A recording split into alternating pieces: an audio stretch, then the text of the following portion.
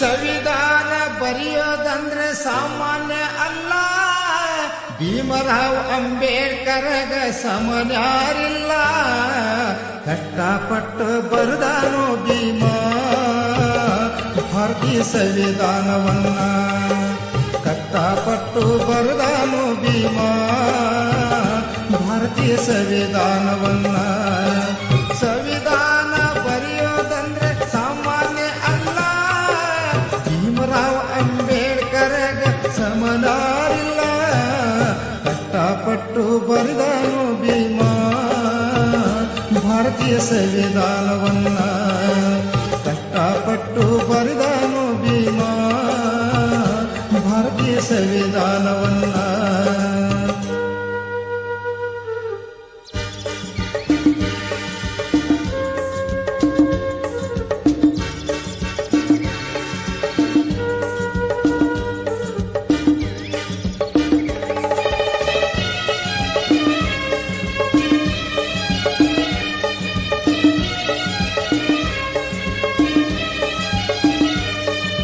ಸಂವಿಧಾನ ರಚನೆ ಸಮಿತಿಗೆ 7 ಜನರನ್ನು ಆಯ್ಕೆ ಮಾಡಿದ್ದರು.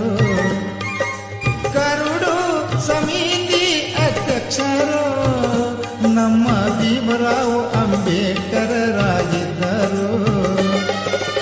ಆಯ್ಕೆ ಮಾಡಿದ ಎಲ್ಲ ಸದಸ್ಯರು ಸುಳ್ಳು ನೆಪ ಹೇಳಿ ದೂರ ಸರಿದರು.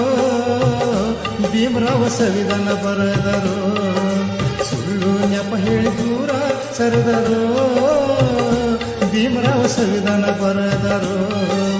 ಸಂವಿಧಾನ ಬರೆಯೋದಂದ್ರೆ ಸಾಮಾನ್ಯ ಅಲ್ಲ, ಭೀಮರಾವ್ ಅಂಬೇಡ್ಕರ್ಗ ಸಮನ್ಯಾರಿಲ್ಲ.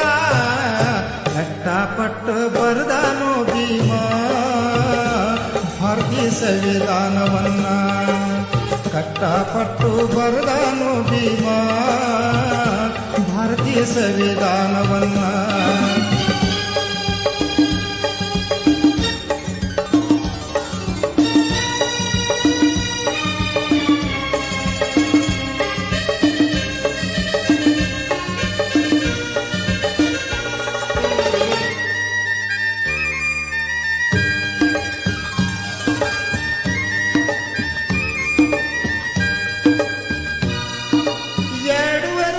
ಹನ್ನೊಂದು ತಿಂಗಳು 17 ದಿನದಲ್ಲಿ ಸಂವಿಧಾನ ಬರೆದರು.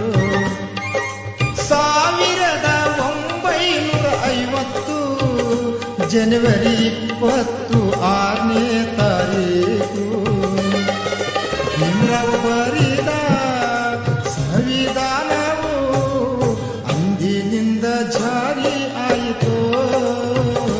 ದೇಶವ ಗಣರಾಜ್ಯವಾಯಿತು, ಅಂದಿನಿಂದ ಜಾರಿಗೆ ಬಂದಿತು. ಪ್ರಜಾರಾಜ್ಯವಾಯಿತು. ಸಂವಿಧಾನ ಬರೆಯೋದಂದ್ರೆ ಸಾಮಾನ್ಯ ಅಲ್ಲ, ಭೀಮರಾವ್ ಅಂಬೇಡ್ಕರ್ಗ ಸಮನಾರಿಲ್ಲ.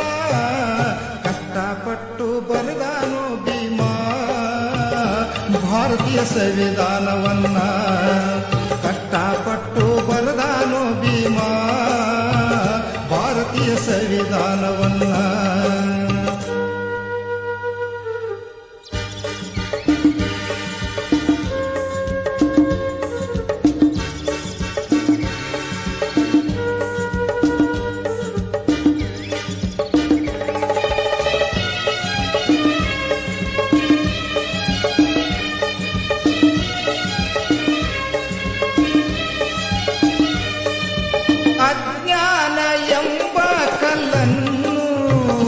ಕೆತ್ತಿದ ಭೀಮರಾವ ಹಗಲಿರಳು ಶ್ರಮ ವಹಿಸಿ ಸಮಬಾಳು ಸಮಾನತೆಯ ಬಯಸಿ ಸಂವಿಧಾನ ಬರಿದಾನು ಜೀವ ಕಡೆಗಣಿಸಿ ಕೊಟ್ರೇಶ ಕಂದ ಬರದ ಈ ಕವನ ನಾಗರಾಜ ಹಾಡಿ ಹೇಳ್ಯಾನೋ ಪೂರ್ಣ ತಪ್ಪು ಇದ್ದರ ಕ್ಷಮಿಸಿರಿ ನಾಗರಾಜ ಹಾಡಿ ಹೇಳ್ಯಾನೋ ಪೂರ್ಣ ತಪ್ಪು ಇದ್ದರ ಕ್ಷಮಿಸಿರಿ ಸಂವಿಧಾನ ಬರೆಯೋದಂದ್ರೆ ಸಾಮಾನ್ಯ ಅಲ್ಲ ಭೀಮರಾವ್ ಅಂಬೇಡ್ಕರ್ಗ ಸಮನಾರಿಲ್ಲ ಕಷ್ಟಪಟ್ಟು ಬರದಾನೋ ಭೀಮಾ ಭಾರತೀಯ ಸಂವಿಧಾನವನ್ನ ಕಷ್ಟಪಟ್ಟು ಬರದಾನೋ ಭೀಮಾ ಭಾರತೀಯ ಸಂವಿಧಾನವನ್ನ. ಈ ಗೀತೆಗೆ ಸಾಹಿತ್ಯವನ್ನು ರಚಿಸಿದವರು ಗದಗ ಜಿಲ್ಲೆಯ ಗದಗ ತಾಲೂಕಿನ ನೀಲಗುಂದ ಗ್ರಾಮದ ಯುವ ಸಾಹಿತಿ ಕೊಟ್ರೇಶ್ ಆರ್ ಜಕ್ಕಂನವರು. ಇವರ ಮೊಬೈಲ್ ನಂಬರ್ 8722586698. ಹಾಗೂ ಈ ಗೀತೆಯನ್ನು ಹಾಡಿದವರು ಜಾನಪದ ಅಕಾಡೆಮಿ ಪ್ರಶಸ್ತಿ ವಿಜೇತರಾದ ಶ್ರೀ ನಾಗರಾಜ್ ಎನ್ ಜಕ್ಕಂನವರು, ಸಾಕಿನ್ ನೀಲಗುಂದ, ತಾಲೂಕ್ ಜಿಲ್ಲಾ ಗದಗ.